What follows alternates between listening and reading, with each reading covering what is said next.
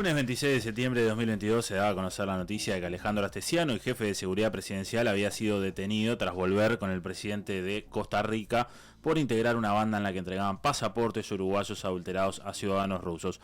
Ese día se conoce la noticia e inmediatamente el presidente de la República da una conferencia de prensa sobre el mediodía, previo a que Astesiano fuera formalizado por la Fiscalía, y así lo decía el presidente. Que tenía la orden de un fiscal, de una señora fiscal, de conducirlo, incomunicarlo y conducirlo. Ni yo pregunté, porque no debo, ni el director de inteligencia me lo iba a decir, porque justamente su independencia es cumplir con el mandato que él tenía. Y la verdad que, de nuevo, la tranquilidad enorme para todos los uruguayos de la independencia de tanto de la Fiscalía como de la policía, como actuaron. No, porque yo la norma siempre creo que es la buena intención y la buena conducta. La excepción es la mala intención y la mala conducta, si es que se prueba en este caso, que insisto, lo único que tenemos son los indicios de un pedido de una fiscal. No, me parece...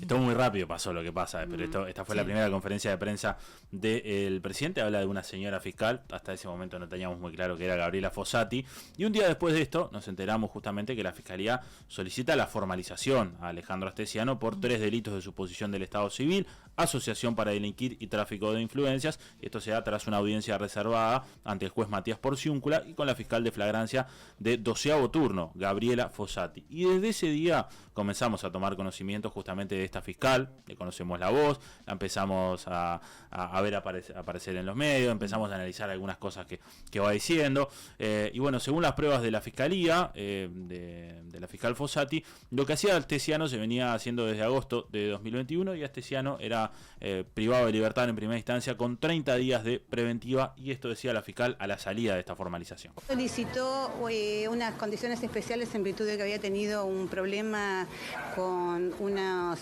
individuos que lo conocen, que habían aparentemente realizado un delito con respecto a sus hijos, y la Fiscalía coincidió que, si bien no es un funcionario público, teniendo presente el lugar estratégico que ocupa y que estamos hablando nada más y nada menos que una persona que se ocupaba de la seguridad del presidente de la nación, ¿sí? La persona más importante en este momento en nuestro país, entendió que era válido que se por lo menos sugiriera a la investigación administrativa que se adopten todas las medidas para que esta persona no tenga riesgos en su seguridad física. Fíjense todos detalles, ¿no? El presidente habla de una señora fiscal, la fiscal dice, bueno, la persona más importante, el presidente de la República, lo acompañaba, ya va dejando algunos indicios ahí de cómo le da importancia también a Astesiano en materia del lugar el que ocupaba. Bueno, en ese momento la fiscal apunta que la investigación se da sin el más mínimo obstáculo en su labor, ni desde el lado del Poder Ejecutivo ni de inteligencia. Pero bueno, si bien empezamos a conocerla desde ese momento, hagamos un breve resumen de la fiscal Gabriela Fossati, o ex fiscal, porque ya desde hoy no forma parte de la Fiscalía tras presentar su renuncia. Se recibió en 1989 de abogada, ingresó en 1991 al Poder Judicial como secretaria de juez, luego fue jueza en Santa Lucía, pasó como jueza de paz departamental y en 1999 ingresó a Fiscalía. Comenzó como titular en Florida, tuvo pasos por Maldonado, Rocha y Canelones. En Maldonado es donde aparece quizá más información significativa por algunos casos reconocidos o porque coincidió, y miren esta tríada de fiscales con los que coincidió en Maldonado: Juan Gómez, el actual fiscal de corte, y Gustavo Subía, actual diputado. Y también en ese momento estaba Jorge Díaz, el ex fiscal de corte, como juez en Maldonado. Bueno, con Gómez y con Subía tuvo algunos problemas de convivencia, fue sancionada incluso, pero ahora estaremos ampliando sobre eso. Y además, según recuerda una nota del Observador, en Rocha, cuando también estuvo, fue denunciada por otro fiscal que la acusó de dar vista en un expediente por el que una jueza luego fue destituida por haberle otorgado un terreno a un privado en forma irregular. Y el fiscal alegó que existía una amistad entre ellas, pero en esa oportunidad el Ministerio Público entendió que no era responsable. Y uno de los delitos que investigó también la fiscal. Eso ya más adelante fue el de la ex esposa de Jorge Díaz, que fue asesinada por una rapiña en Malvin, eso cuando ya estaba en Montevideo. En el año 2016 pidió justamente que se condenara a los 2 homicidas por la pena máxima, y quienes trabajaron con ambos en fiscalía dicen que hasta ese momento hay una buena relación entre la fiscal Gabriela Fossati y Jorge Díaz, el ex fiscal de corte, pero luego todo se fue deteriorando. Fossati fue bastante dura, salió a criticar muchas veces por la aplicación del nuevo Código de Proceso Penal, que entró en vigencia en noviembre de 2017, sí.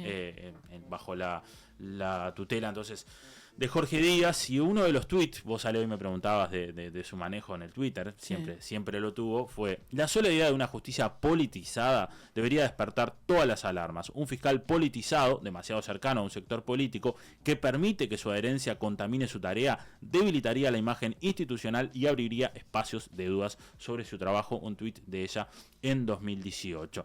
Pero volvamos al caso Astesiano, porque esto es parte del informe de cómo se manejó la fiscal al frente de este caso, y empecemos a escuchar algunos de los audios de la fiscal, por ejemplo, cosas que decían las audiencias. La Fiscalía entiende que estamos ante una situación paradigmática que habilitaría pedir la prisión, o que habilita pedir la prisión preventiva amparada en lo establecido en el artículo 225 del Código de Procedimiento Penal, que establece entorpecimiento de la investigación, y nos dice que se entenderá que la prisión preventiva resulta indispensable para el éxito de la investigación cuando exista sospecha grave y fundada de que el imputado puede obstaculizarla mediante destrucción, modificación, ocultación o falsificación de elementos probatorios.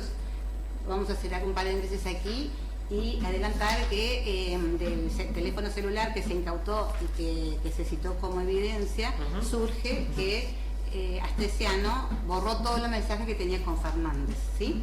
No se sabe si es que tuvo conocimiento o no de esta investigación, se adoptaron todas las medidas para que fuera reservado, pero bueno, todos sabemos quienes estamos en el sistema que a veces no alcanzan los esfuerzos para que la situación se logre.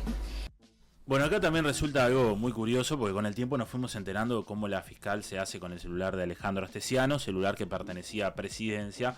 Se lo da a Claudio Correa, el director de inteligencia, justamente, que es quien detiene a Alejandro Astesiano cuando viene de Costa Rica, y después se da un apunte de que Claudio Correa borró algunos mensajes del celular de Astesiano, cuando la idea en principio era borrar solo los que tenía con el presidente. La fiscal aceptó esto para recibir el celular a cambio. Esto trajo aparejado algunas situaciones, porque termina ella aceptando condiciones que le pone Presidencia para entregarle el celular.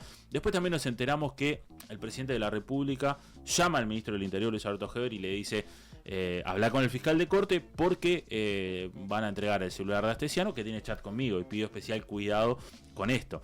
Eso también trae molestias en la interna de Fiscalía, porque a Juan Gómez, el fiscal de corte, le molestó enterarse por el ministro del Interior, Luis Alberto Heber, que iba a ser detenido en custodio de seguridad presidencial. Y recordemos que la calle esto lo reconoció, ¿no? Que reconoció que le pidió al ministro Heber que se tuviera cuidado con estas conversaciones privadas. Pero a medida que va avanzando el caso, también vamos conociendo más elementos. Nos encontramos con una audiencia, por ejemplo, y este audio lo recordarán muy bien, en que la fiscal asegura que el accionar de Astesiano pone al presidente en un lugar muy complicado. Y fue el propio accionar de Astesiano el que lo ubicó en ese lugar, ¿no? No olvidemos de que era una persona que colocó en un lugar difícil nada más y nada menos que al presidente de la República. El mismo presidente de la República ha manifestado el dolor, ha manifestado lo que le ha implicado, se han hecho muchas comunicaciones a través de la prensa hacia autoridades que nada tienen que ver, porque en todo caso es una situación de confianza, y todos los que estamos en el sistema alguna vez nos hemos llevado un desencanto con alguien que creíamos que era de tal manera y luego surge que era de otra. Bueno, esto lo dice en una audiencia la fiscal, resulta bastante curioso. Sí, las declaraciones más polémicas, ¿no? Sí, obviamente aparte es al principio de todo esto, dice, bueno, está como defendiendo al presidente por todo esto que pasa. Bueno, el 21 de octubre, cuando está por vencerse el mes de prisión preventiva de Alejandro Astesiano, la fiscal solicita extender la reclusión para él, para los involucrados, el escribano Fernández, el ruso Silibaev, su esposa, hasta el 15 de marzo, y tras conocerse algunos elementos que empiezan a aparecer, surge la pregunta de qué hay y cómo se investiga el caso. Bueno, esto responde la fiscal en una entrevista con Gabriel Pereira ya bastante tiempo después, pero tomen este detalle que señala la fiscal ahora. Pero nosotros sí filtramos todo por palabras claves, todo lo que está vinculado con personas que trabajaban alrededor de Astesiano, con personas que fueron mencionadas por él, con personas que compartían el ámbito de trabajo, con funcionarios públicos de todos los niveles que tenían algún contacto con él. Hemos hecho un proceso de filtración de nombres y creo que no hay nadie. Hemos incluido los nombres de todos los titulares de los ministerios. Yo creo que sorpresas no vamos a tener. No vamos a tener sorpresas. Yo creo que no. Bueno, esto es adelantarnos obviamente a lo que pasa, pero es reconocer lo que hizo en ese tiempo la fiscal Gabriela Fossati, que es a partir de la incautación de los chats, que recordemos que se da una demora también de unos meses, de 2 meses, que después con el sistema IUFED se logra recuperar todo. La fiscal reconoce que los chats, en los chats busca palabras claves y no lee todos los chats. Claro. Por ejemplo, lo hacíamos nosotros cuando nos llegaban, claro, no teníamos ese volumen de trabajo, pues hablamos de, no sé, más de 1 tera de información del celular astesiano, entre chat, imágenes, videos que llegaban, pero la fiscal reconoce que lee los chats a partir de palabras clave. Andás a ver qué palabras fue buscando. Bueno, ella menciona ahí a personas vinculadas al gobierno, personas vinculadas a Astesiano. En ese momento ella estaba investigando la trama de pasaportes rusos, por lo que seguramente haya investigado por ahí, pero no se toma todo el trabajo de leer todos los chats uno por uno para ver qué dicen. Incluso en esos chats que lee el del presidente de la República con palabras claves. Lo cual es bastante llamativo y obviamente deja a entrever que no se investigó a fondo cuando se lee por palabras claves. Y en ese momento, por noviembre, la fiscal Fossati se empieza a expedir por el caso con varias opiniones. Y en una de ellas manifestó falta de apoyo del fiscal de corte en la investigación. Incluso dijo que en los últimos días esperaba dejar el caso, porque ella pensaba pasar a cumplir funciones en la Fiscalía de Delitos Económicos y Complejos. Pensaba pasar el año que viene, iba a decir, que sería este año, el 2023, algo que tenía previsto meses atrás antes de estar en el caso Astesiano, y bueno, cuando se da todo esto, que la fiscal habla, que empieza a cuestionar, que está sola, que no duerme, que la mandaron con un tenedor, el fiscal de corte cita una conferencia de prensa el 22 de noviembre y niega que la fiscal iba a ser apartada del caso. Esto es derecho, Estado de Derecho, Estado de garantías. Nosotros no incursionamos en temas de políticos que tiene su ámbito de actuación y garantizamos a la gente que las decisiones que adoptamos como fiscal de corte subrogante nada tienen que ver con situaciones vinculadas a la política.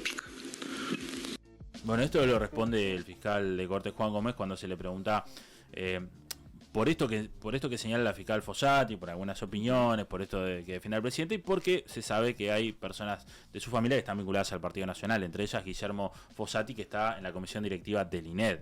Bueno, Juan Gómez dice, esto no es política, esto es justicia, esto no tiene nada que ver, pero fíjense lo que son las cosas, ¿no? Con el diario del Recontralunes, claro. Nos enteramos que el 19 de noviembre, 3 días antes de que la fiscal Gabriela Fossati, o 3 días antes de que el fiscal de corte Juan Gómez diera esta conferencia de prensa, el periodista Carlos Peláez, de Caras y Caretas, le escribe a Gabriela Fossati, le hace una consulta y ella le responde lo siguiente sobre Juan Gómez. Juan Gómez dice que me dio todas las condiciones para la dedicación exclusiva y es mentira. Yo estoy en una fiscalía de flagrancia que no le corresponde estar en este caso. El lunes empiezo el turno. Tuve que dejar de lado todos mis casos para atender yo. Estoy haciendo las tareas administrativas para que salga adelante. Y cada cosa que yo voy avanzando, las mismas personas que me tienen que ser los auxiliares, lo filtran para que se enchastre. Entonces, yo ya no estoy para inmolarme hasta altura de la vida, y que mejor es que la cosa quede clara. Que esto es una bomba de tiempo y bueno, que quede claro que nadie le interesa. A los que les interesa por otros fines, no por la justicia. Les interesa para sacar rédito político. A los otros no les interesa y entonces los que me tienen que, digamos, los que eventualmente cometieron errores, pero me tienen que auxiliar, lo que hacen es ensuciarme por atrás. El fiscal general no tiene palabra porque incumple y pretende darme a mí, poner sobre mis hombros este caso que es un escándalo y que debería ser un compromiso institucional.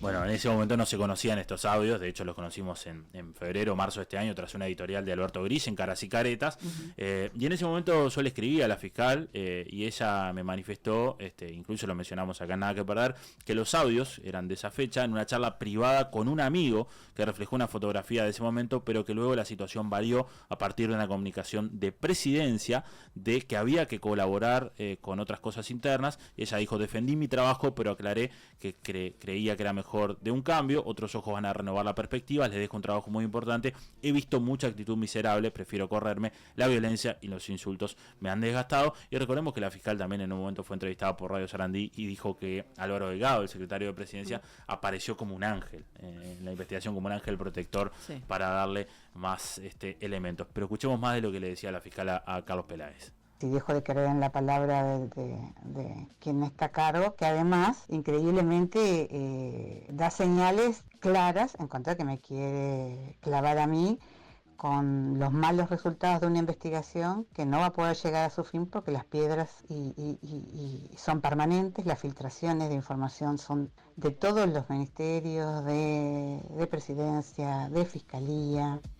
Habían sido todas declaraciones bien complejas. Exactamente, ¿no? Exactamente. Y aparte en esto la fiscal apunta principalmente, parece, al Ministerio del Interior, ¿no? Y recordemos que también que se da la imputación de Jorge Berriel y Héctor Ferreira, número 2 y número 3 de la policía, por algunos mensajes que tienen con Alejandro Astesiano, por información que le pasan, y ella dice que están intentando de taparlo. Acá el tema es que surgen los nombres de todas las personas que están dirigiendo los organismos que me tienen que investigar. En realidad, quienes me tienen que preocuparse por limpiar la situación, o tendrían que estar preocupados por los resquicios evidentes que hay en sus instituciones, lo único que se preocupan es por tratar de taparlo. Del otro lado están los que quieren sangre, pero por un interés político. Bueno, cuando todo esto pasó y cuando sabíamos que la fiscal quería ser apartada del caso, varias personas se expresaban al respecto, principalmente del Partido Nacional, aseverando que la fiscal debía seguir y que se le debían dar todas las herramientas para investigar a fondo. Uno de ellos fue el presidente de la República. Lo que sí ha habido una conducta constante que la podemos comprobar es el respeto claro, franco, sereno de la separación de poderes. Esto que parece una cosa simple en nuestro país es gran parte de nuestra fortaleza.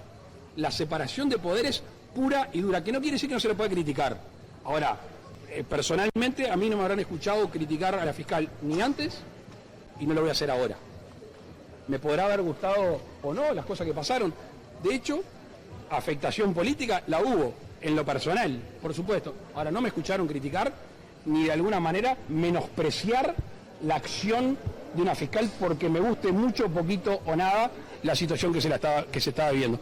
Yo creo que hay que respaldar a la justicia y hay que respaldar a la fiscalía, y esto lo pueden comprobar hace 3 meses, lo pueden comprobar hoy, y no sé qué va a pasar dentro de 3 meses, pero también lo van a poder comprobar.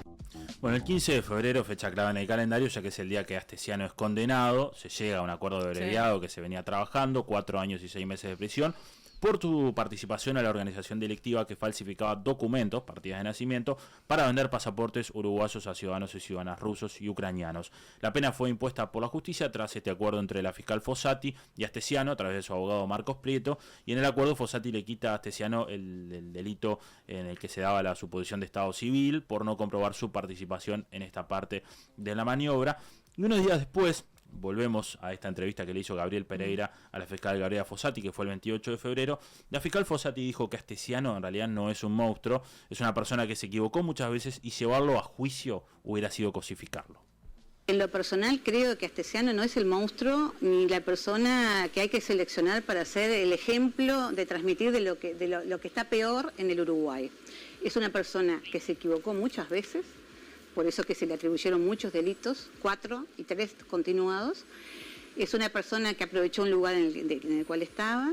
Sí, es una persona de que claramente estaba siempre ávido para recibir alguna propuesta que le implicara un beneficio. Prometía mucho que no pensaba cumplir, prometía otras cosas que sí pensaba cumplir. Pero lo cierto es que atento a la propuesta y a la alta consideración de su responsabilidad por parte de él, llevarlo a un juicio podría ser una manera de cosificarlo, de usarlo como una herramienta, un instrumento para dar un mensaje. Y me parece que hay tintas de literatura jurídica en el sentido de que tenemos que ser muy cuidadosos en el respeto y en el manejo de las personas que están sometidas a procesos penales. Bueno, ¿qué implicó este acuerdo abreviado? Implicó que Astesiano solamente se lo juzgó y se lo, entre comillas, castigó por los delitos vinculados a la trama de pasaportes rusos, que de hecho fue muy poco lo que se pudo comprobar. Esto implica que no se investigó sobre Astesiano otro montón de cosas que había a su alrededor, y esto hubiese sido en una etapa de juicio oral, a la que la fiscal prefirió no ir, y obviamente a la y que ya defensa no se sirvió. puede hacer nada tampoco, No para Astesiano, sí para todos los que están alrededor. Ahí está. Y bueno, acá empieza en un ida y vuelta de la fiscal de que ella entiende que ya cuando Astesiano está juzgado, está preso, está con condena, un poco para ella ya está, empieza a manifestar pedidos de irse del caso, empieza a dar entrevistas, empieza a hablar del tema, empieza un poco a irse de boca, como se dice. Bueno, todas las licencias empiezan por ahí. Se empieza a pedir licencia, exactamente. Tras un pedido de licencia, recordemos que el fiscal Fernando Romano toma el caso, porque era el fiscal que subrogaba la fiscalía de 12 turnos. Va a entrevistarse con Alejandro Astesiano estando preso en Punta de Rieles, primero, después Astesiano vuelve a ser trasladado a Florida. Nosotros tuvimos parte de la declaración de Astesiano, una tapadita de Eduardo Preve. Cuando vuelve la fiscal Gabriela Fossati, que vuelve bastante antes de su licencia, vuelve antes de lo que decía, igual el médico después lo ratifica. Bueno, se da un episodio con Fernando Romano en el que discuten, porque a ella le molestó que Fernando Romano fuera a entrevistarse con Alejandro Astesiano, pero era el fiscal que la estaba subrogando en ese momento, y Alejandro Astesiano había pedido declarar ante fiscalía. Dice cosas fuertes Astesiano en esa entrevista con Romano, pero se da una situación elevada de tono, dicen quienes estuvieron en esa discusión, fueron varios los que estuvieron presentes, en la que la fiscal lo denuncia a Fernando Romano ante el fiscal de corte, y también hace una denuncia penal por violencia de género. Bueno, esa denuncia, digamos que no tiene andamiaje o andamiento, porque quien hace el informe para la fiscalía es justamente Sabrina Flores, la fiscal que después termina tomando el caso, y señala que, según la recopilación de información que hace de testigos, es una discusión elevada de tono. Y por otro lado también el fiscal de corte, el fiscal de flagrancia, Leonardo Morales, termina incluso archivando la causa que se hace contra Fernando Romano. Pero vayamos más, escuchábamos recién lo que le dijo la fiscal a Carlos Peláez, y recordemos que hay una editorial de Alberto Grille. Bueno, la fiscal Fossati denuncia a Carlos Peláez, Alberto Grille, periodistas, y a Fernando Pereira, presidente del Frente Amplio, por difamación e injurias. Las denuncias son archivadas por el fiscal Leonardo Morales, o sea que no le sale una en ese momento a la fiscal. Y bueno, por otro lado, como decíamos, hay algo que se señala, es que se archiva también cuando la fiscal Sabrina Flores toma el caso, porque recién el 20 de marzo la fiscal Fossati termina siendo separada del caso por determinación de Juan Gómez, a pesar de que ella se molesta con esto y lo venía pidiendo hace tiempo. Bueno, recordemos que está el episodio ahí, casi me olvido de mencionarlo, de que la fiscal cita en calidad de indagado a Gustavo Leal. Primero iba a ser testigo y lo indaga y nunca le explica por qué. Y se da toda esta discusión de por qué, bueno, qué sucede. Bueno, cuando asume la fiscal Sabrina Flores el caso, archiva esta indagatoria contra Gustavo Leal. Claro, el tema fue justamente citarlo como testigo y pasarlo en el momento. Exactamente, pasarlo en el momento de indagado, pero tampoco nunca le explicó en ninguna de las instancias que tuvo. ¿Por qué es que pasa a ser indagado? Exactamente. La fiscal Gabriela Fossati, ya después separada del caso, ya obviamente sin estar al frente del caso Astesiano, entiende que es apartada, a pesar de que ella lo pidió por lo menos 3 veces ser apartada, entiende que la sacan por esto. ¿Vos crees que te sacaron por la investigación a Leal? No, yo creo que no solo lo creo yo, es obvio, es evidente, fue el día siguiente. Es obvio y evidente, y yo hoy sigo creyendo que había mucho para investigar. Yo respeto la independencia técnica de mi colega. Yo personalmente tengo muy buen vínculo con la doctora Flores, más allá de cualquier ubicación en esos dos grupos que se habla dentro de la Fiscalía. Pero realmente creo que el artículo 10 de la Constitución nada tiene que ver con esta investigación y que había mucho para investigar. Porque sí, con el criterio de que todos podemos reunirnos, entonces no podemos investigar la gran mayoría de investigaciones que hacemos. Esa es la realidad. Yo hice una investigación muy exhaustiva y no pude identificar, por más que quieran, ningún responsable dentro de la torre ejecutiva donde trabajaba Astesiano. Bueno, recordemos que la investigación era en base a palabras claves por parte de la Fiscalía Fossati, que Leal estaba... lo único que había hecho Leal era visitar a los padres de Alejandro Astesiano en Barra del Chuy para poder hablar. Que ahora, perdón, Diego, el otro día en la entrevista con Leo Lucy, ella dice finalmente que en realidad lo pasó a indagado porque se presentó con un policía, es lo que dice, es lo que plantea ella, y porque había estado en un cargo en el ministerio. Sí, curioso, ella dice que también estaba entorpeciendo la investigación, claro, el policía fue el que lo lleva porque sabía dónde vivían los padres de Astesiano. Pero bueno, resulta bastante curioso todo lo que pasó con la fiscal Gabriela Fossati.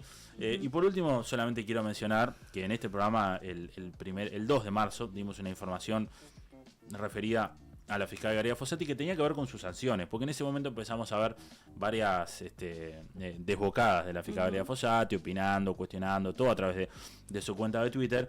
Y el 1 de marzo yo publiqué en mi cuenta de Twitter esa información a la que accedió Nada que Perder, con un pedido de informes que se hizo, que en 2006 la fiscal Gabriela Fossati fue sancionada como fiscal letrada de Maldonada por abuso de autoridad y expresiones inapropiadas, según consta en resolución a la que accedió Nada que Perder. Fue suspendida por 60 días con pérdida total de haberes por inconducta funcional. Eso publiqué en mi cuenta de Twitter.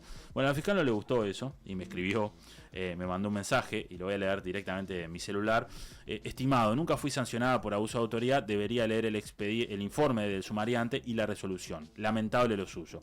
Fui sancionada por decir que para el superior era una piedra en el zapato al día siguiente de que se me iniciara un sumario por desvanecencias con Gómez y su vía. Gómez lo informó mal, me dice la fiscal.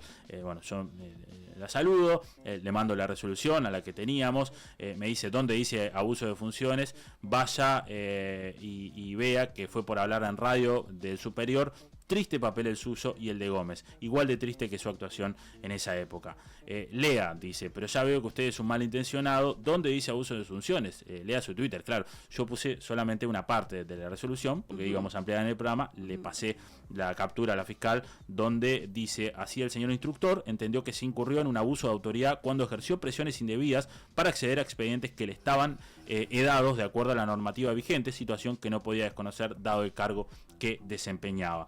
Entonces la fiscal me dice, no es cierto, haga los mandados tranquilos, lea todo el expediente. Sí, ya complicadísimo que una fiscal conteste, haga los mandados tranquilos. Yo le pongo mandado, estoy haciendo mi trabajo, le dije, yo no le falté de respeto, si mañana quiere, por el jueves, la podemos llamar y aclarar esto al aire. Si usted lo ve distinto, está bien aclararlo, pero yo solamente le leí lo que decía el expediente y me dice, con usted no tengo nada más para hablar, saludos, y yo lo que y a partir de ahí me bloqueó en el celular. Yo tenía un vínculo con la fiscal, digamos, de periodista fiscal, nada más, como Peláez también lo tenía. El 3 de marzo la fiscal me vuelve a desbloquear, me vuelve a escribir y me dice, ya que le gusta navegar por la historia para ubicarlo en contexto, solo le diré lo que sucedió en el 2005 o 2006 fueron hechos generados en una muy mala convivencia entre los tres fiscales, Gómez, Ubía y yo. Por mi parte fue en el marco de un contexto personal difícil, que transitó algo de salud, no lo voy a leer. Me hice cargo de mi parte a pesar de mi situación y no apelé. Es lo que debe hacer toda persona de bien, hacerse cargo de sus errores. Tanto el doctor Subía como yo, seres pensantes que reflexionan, pasamos la página.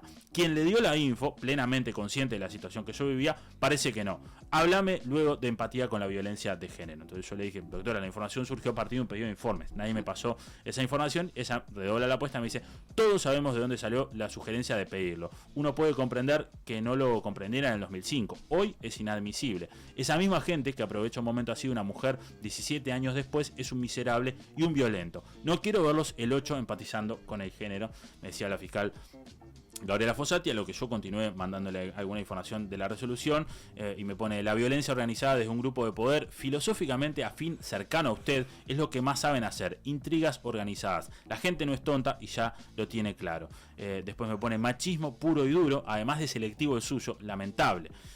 Después los hombres se pueden equivocar y después esto surge a partir de que ella le da una entrevista a Gabriel Pereira y yo le recuerdo que ella en su Twitter en ese momento había publicado, parece que viene el ataque del agravio personal, ya me alertaron que se está brindando información sobre presuntos malos tratos a víctimas que se enojan porque no se les da mi razón. Todas mis entrevistas están grabadas en el sistema y ella cuestiona y critica a Gabriel Pereira. Entonces yo le digo, bueno, usted también le da una entrevista a Gabriel Pereira, decía esto y ahí me pone esto de que los hombres se pueden equivocar y cambiar de actitud, los malintencionados no lo hacen, no vaya el 8 a la marcha, sea coherente, porque esto había sido el 3 de marzo, y después me aclara, no me gustan los miserables que durante años intrigan contra una mujer, hasta el acoso de manera organizada con sus afines ideológicos, menos los que van a la prehistoria para ensuciar a una mujer en un momento difícil. Usted sabe muy bien cómo trabajan, la mayoría de la gente lo sabe, y después me hace referencia a lo que tiene que ver con esta información que divulgó Carlos Peláez, que ya entiende que era una charla entre amigos, y Carlos Peláez dice, no, yo soy periodista, y le hice una pregunta como periodista, y después la fiscal me vuelve a hablar como si nada, y después más adelante me vuelve a desbloquear, pero después es cuando se da esto que me aclara de esto de por qué pide ser apartada del caso, y después me manda los audios que tenía con Peláez, y no mucho más, termina siendo muy gracioso porque la fiscal después pide licencia, me vuelve a contestar, y bueno, después ya se da mi finalización del vínculo periodista con Gabriela Fossati. Esto fue el 1 de marzo, preferí en ese momento no mencionarlo porque la fiscal seguía siendo la fiscal del caso Alejandro Astesiano, después ya no lo fue, me pareció que obviamente no correspondía, o preferí, no exponerme en la situación, pero bueno, sé que esto le pasó a otros colegas, porque me comuniqué con otros colegas que también le pasó, que prefirieron en ese momento tampoco no señalarlo, así que bueno, se termina el capítulo de Fossati, porque Fossati ya no es más fiscal de Se fiscalía. termina como fiscal. Se termina como fiscal, tiene algunos ofrecimientos como para vincularse a la actividad política, sé que lo está analizando, dio una entrevista el otro día en Canal 5, le molestó que hicieran referencia a su cirugía estética, viene una familia de cirujanos estéticos muy buenos, le señaló una tuitera que le haría falta una cirugía estética.